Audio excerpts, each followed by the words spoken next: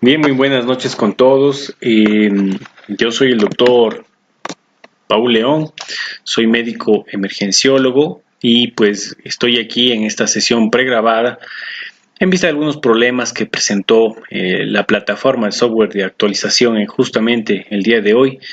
Pues no se va a poder hacer en vivo. Esperemos que podamos dejar claros algunos conceptos respecto al embolismo del líquido amniótico en la mujer embarazada. Bien,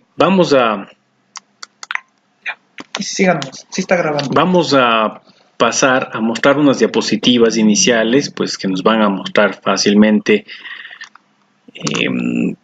de qué se trata esto, ¿no? Pues aquí, pues del embolismo del líquido amniótico, como ven ustedes en la diapositiva. Esta embolia de líquido es una emergencia obstétrica. Ventajosamente es poco frecuente, inevitable, impredecible en el aparecer de la enfermedad, que se presenta de manera súbita, causando shock cardiovascular asociado con hipotensión, hipoxemia y coagulación intravascular. Creería yo que estos 4 factores, aunque no siempre van a estar todos presentes, podría estar uno o dos, pues deben hacernos sospechar de que hay el embolismo del líquido amniótico. Ocurre cuando el líquido amniótico entra con su carga de células fetales, pelo, restos fetales, entran en la circulación materna y pues como vamos a ver, no está muy claro el mecanismo fisiopatológico todavía. Se menciona en la historia de esta patología que desde el año 1926 ya teníamos casos de paso de líquido amniótico a la circulación materna. Restos de células fetales en la circulación específicamente se encontraron en cuerpos post-mortem. Luego Steiner y Lischbach en 1941 describen también el síndrome tras autopsia de 8 pacientes que fallecieron durante el trabajo de parto presenciado inicial con shock y mayor repercusión obviamente pues a nivel europeo se describe a la princesa Carlota de Wales que murió en 1817 a causa de esta misma patología. Hoy continúa siendo una de las primeras causas de muerte durante el parto y las primeras horas en el posparto. Ahora, ¿en qué momento ocurre? Ocurre casi en la mayoría de los casos durante el parto en el 70%. Durante la cesárea está reportado 19% y tras el parto vaginal el 11%. Obviamente estas estadísticas van a variar un poco dependiendo de en cuál bibliografía sea investigada, en este caso es norteamericana. También se han recogido casos durante las fases precoces de la gestación en el segundo trimestre de embarazo, amniocentesis y tras traumatismos abdominales. Pues vemos acá en un pequeño gráfico que la incidencia va sobre todo encaminada al trabajo del parto y un poco menos en el parto y bastante menos en la etapa pre-labor.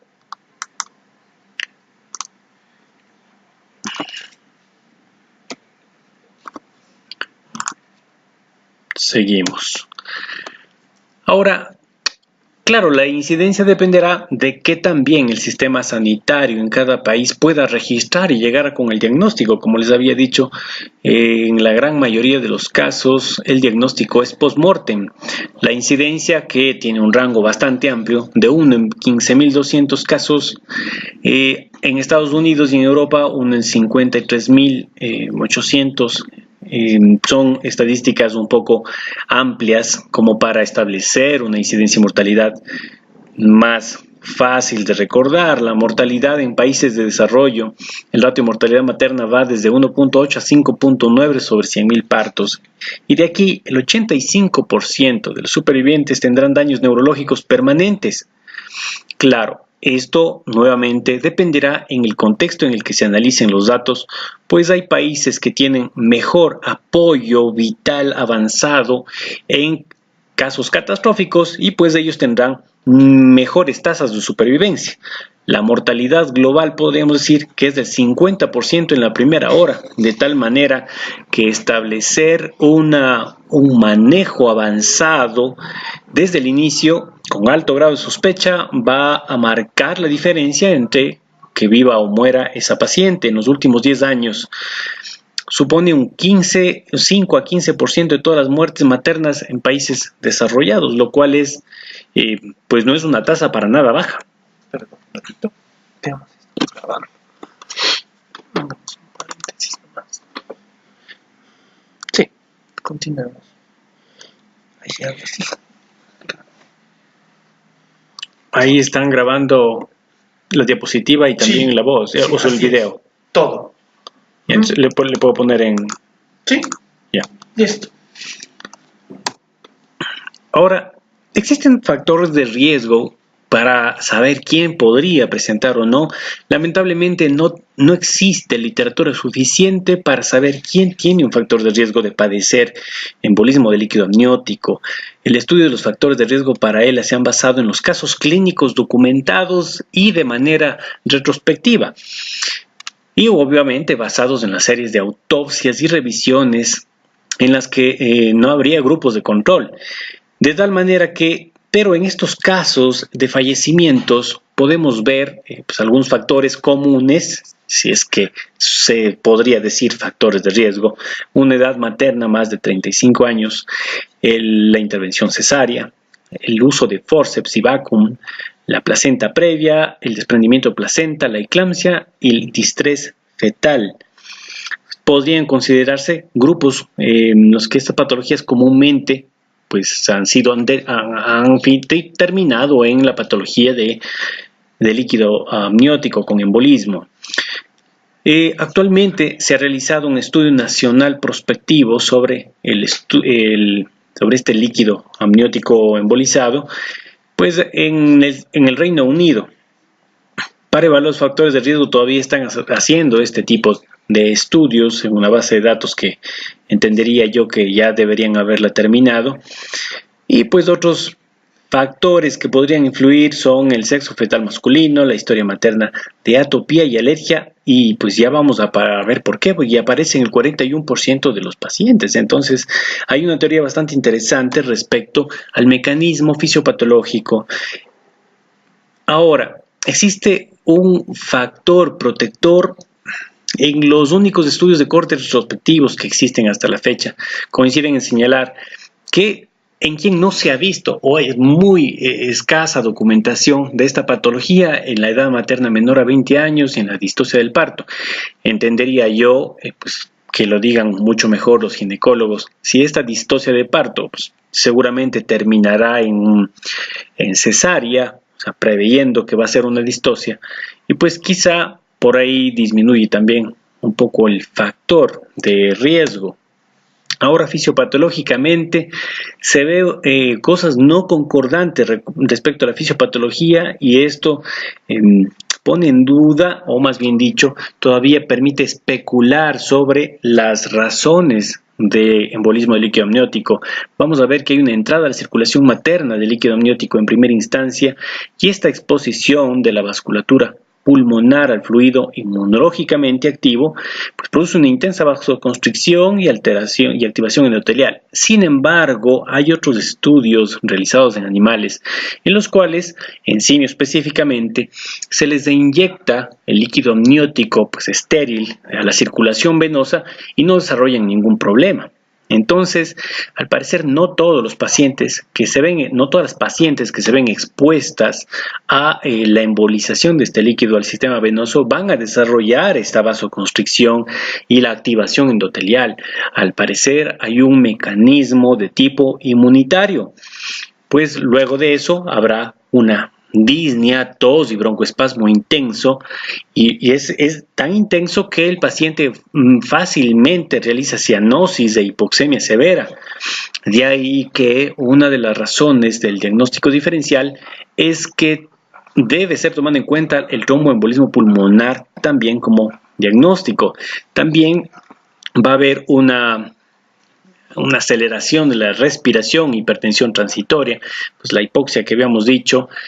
Luego va a haber obstrucción mecánica a nivel con hipertensión de la arteria pulmonar y liberación de factor tisular, endotelina y depresores miocárdicos, y pues finalmente estos terminarán haciendo una patología tal como lo es el SDRA, depresión miocárdica, parada cardíaca y convulsiones por hipoxemia. Mientras que del otro lado de la liberación y activación del factor tisular y endotelinas, en cambio, se verá una coagulación intravascular diseminada. Entonces, este fluido amniótico, pues que tiene diferentes componentes, tanto en su biomédicamente, la bioestructuralmente, tiene mediadores, ¿no? Como surfactante, endotelinas, leucotrienos, interleucina 1, factor de necrosis tumoral alfa, tromboxano 2, prostaglandinas, ácido araquidónico, tromboplastina, colágeno y factor tisular, que es el factor 3 de la coagulación, fosfolipasa A2 y fosfolipasa de tipo 3, mientras que en el líquido suspendido tenemos cabello de lanugo, vermis gaseoso,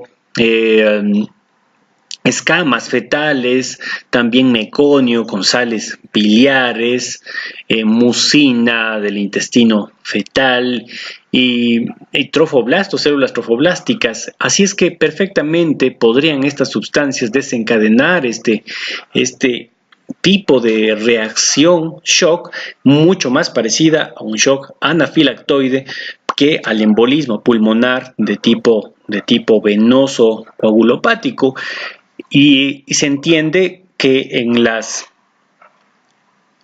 autopsias realizadas no pueden encontrar coágulos como en el embolismo pulmonar, sino más bien parecería haber una verdadera cascada de inflamación en el nivel de los vasos sanguíneos que incrementan la vascularidad pulmonar, realizando finalmente un paciente un cuadro de edema de pulmón no cardiogénico, tal como lo vemos en un paciente que tuviera shock de tipo anafiláctico. Así es que por cualquiera de las dos vías vamos a tener pues ya sea un mecanismo de obstrucción, si es que se activó la vía intrínseca, pero esta es una trombosis de tipo mecánica por un lado, y por otro lado mucho más entendible es la teoría de la reacción anafiláctica. Datos a favor de la teoría inmune, pues la ausencia de evidencia física de obstrucción de los vasos pulmonares. El SDRA es común en este tipo de embolismo y no es lo común, no es el factor común en TEP. El TEP no raramente o no desarrolla SDRA. Los síntomas neurológicos coagulopáticos pueden aparecer aisladamente en el contexto de síntomas cardiorrespiratorios. En el embolismo pulmonar no se observa activación del complemento y liberación de la triptasa, y bueno, pues eso apoya la teoría inmune. El curso clínico y cambios hemodinámicos son similares a los pacientes con shock anafiláctico, y esto también se analiza en aquellos pacientes que han entrado a unidades de terapia intensiva y se les ha colocado un catéter de Swan-Ganz, en donde se ve que cursa dos fases. En la primera hora y primeras 2 horas sí hay un incremento de la presión de la arteria pulmonar, lo cual pues, inicialmente es por eso que se pensaba que es un fenómeno mecánico, pero después, en una fase tardía, evoluciona tal cual lo hicieron shock anafiláctico con depresión miocárdica del ventrículo izquierdo. De ahí que como parte del tratamiento, pues ya vamos viendo que es el apoyo con vasoactivos es importante, así como el apoyo del sistema respiratorio. Entonces, algunos autores también sugieren que los niveles de triptasa encima de los mastocitos pueden ser de utilidad en el diagnóstico y la activación de complemento. Los componentes de la respuesta inmune pueden jugar un papel en la patogénesis del embolismo del líquido amniótico. C3 y C4 suelen estar muy descendidos en mujeres con este tipo de embolismo. Entonces se plantea la posibilidad de cambiar, incluso algunos autores recomiendan cambiar el nombre a síndrome anafilactoide del embarazo en lugar del embolismo del líquido amniótico. Ahora, como les había dicho, hay una presentación que cursa dos fases. En una fase inicial que es francamente clínica, cardiovascular y respiratoria, dura hasta 30 minutos y hasta 1 hora según otros libros. Y una fase secundaria, aquellos pacientes que sobreviven a la lesión inicial desarrollan fallo ventricular izquierdo y edema pulmonar. Los mediadores químicos inician la coagulación intravascular con hemorragia masiva y autoneuterina. Entonces vamos, sabemos que si tenemos una presentación clínica de una paciente en la etapa, como ven ustedes, sobre todo o más bien en la labor nacimiento, previa al nacimiento, una fase expulsiva. Entonces lo que vamos a tener es una presentación primero súbita con hipoxemia severa, alteración del estado de conciencia, hipotensión arterial, lo cual inicialmente nos lleva a pensar en ya como diagnóstico diferencial en dos patologías iniciales que serían el tromboembolismo pulmonar. El tromboembolismo pulmonar, si bien es cierto, difícilmente se presenta, no imposible, pero difícil en una mujer embarazada en tercer trimestre, pues será de tomar en cuenta aquellas mujeres que tengan como factor de riesgo, por ejemplo, el éstasis venoso por venas varicosas. Recordemos que tienen ellas bastante hemodilución y tienen un pequeño estado procoagulatorio, precisamente preparándole para la fase del parto y evitar la hemorragia. Entonces, podría darse el caso, sin embargo, un tromboembolismo pulmonar difícilmente cursa con convulsiones, de alteración del estado de conciencia, a menos que el paciente francamente esté hipoxémico como para convulsionar. Sería una manera de diferenciarlo. Y por otro lado, el infarto agudo de miocardio. El infarto agudo de miocardio, que puede causar edema pulmonar de tipo cardiogénico con falla de ventrículo izquierdo, difícilmente se presentará en una mujer que no es mayor de 50 años, que no tiene patología cardiovascular previa, que no tiene factores de riesgo como dislipidemia, diabetes, más ser fumadora, renal, etcétera, que son condiciones que rara vez se presentan en una mujer joven que va a dar a luz. Entonces, por ese lado, el estadio de shock más hipoxemia debe hacernos pensar primero en una patología que le va a matar con premura.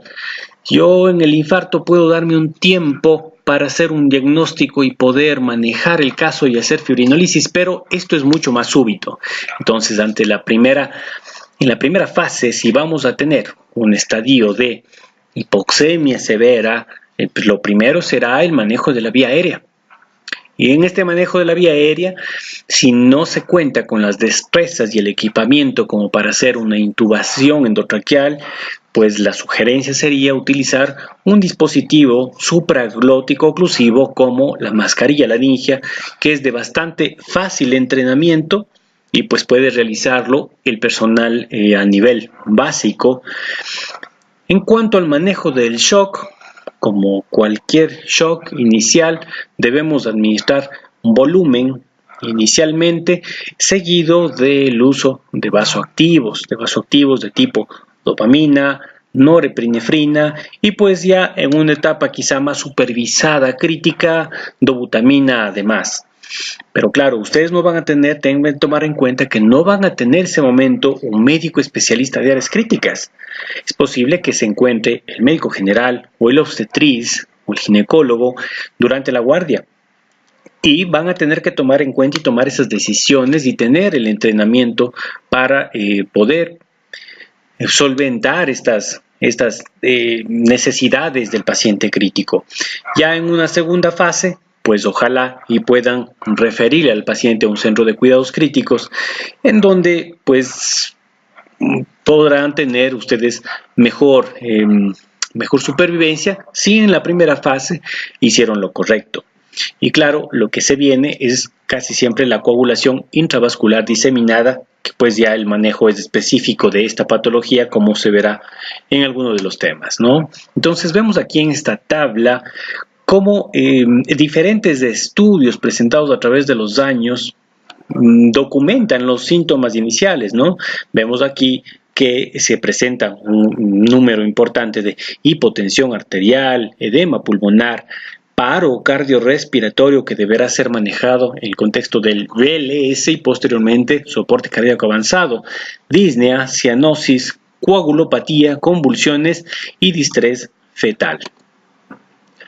Ahora, claro, pues entendiendo que en los primeros 30 minutos de presentado el cuadro clínico, el líquido amniótico va a la circulación, los mediadores químicos causan este tipo de afección anafilactoide, vasoespasmo de la arteria pulmonar, hipertensión severa y luego pues ya el embolismo como tal con desplazamiento de los septos del corazón para que haya la falla cardíaca, alteración del llenado y disfunción del ventrículo izquierdo finalmente.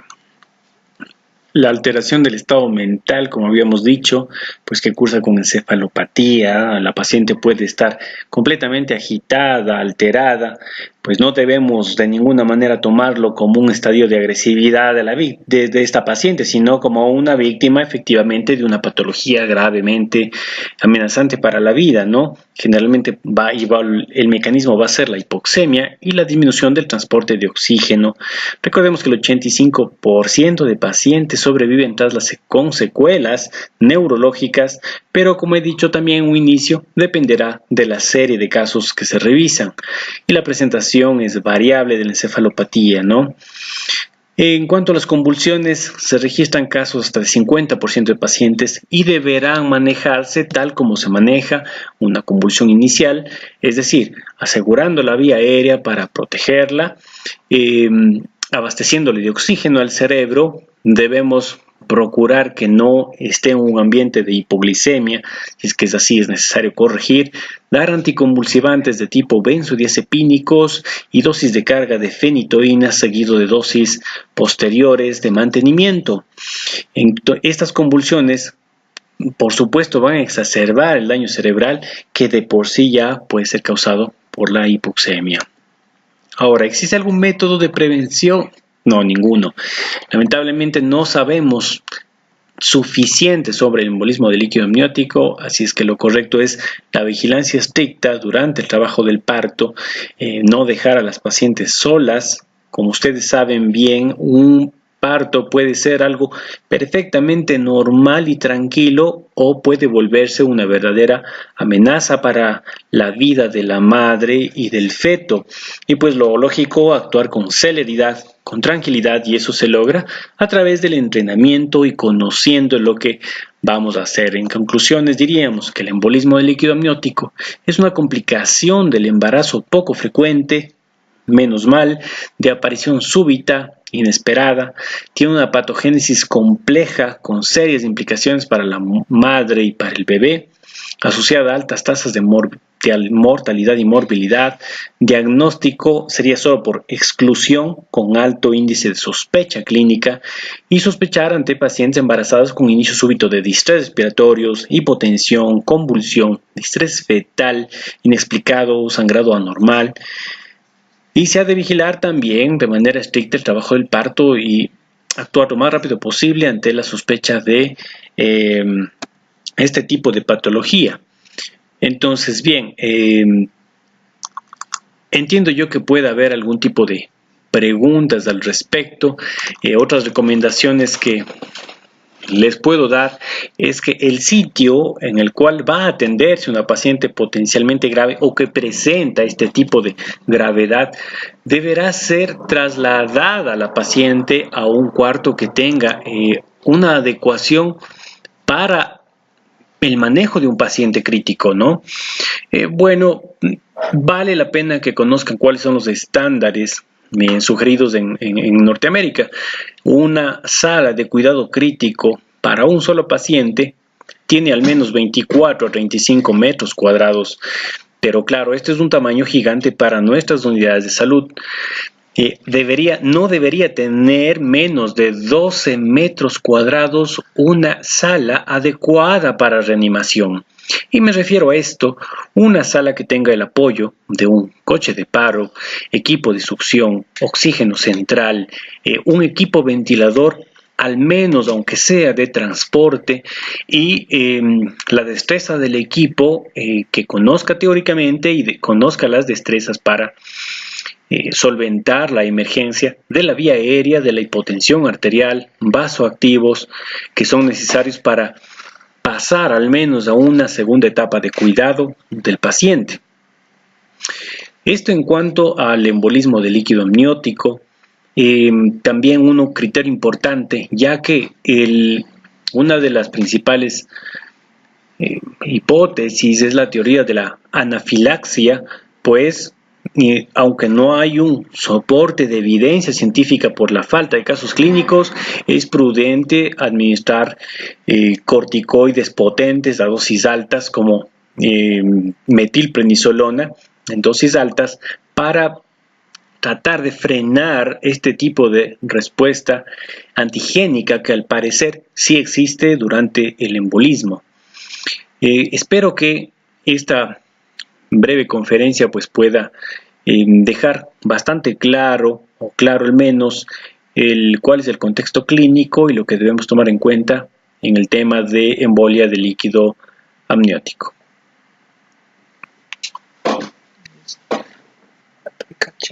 Ahí, póngale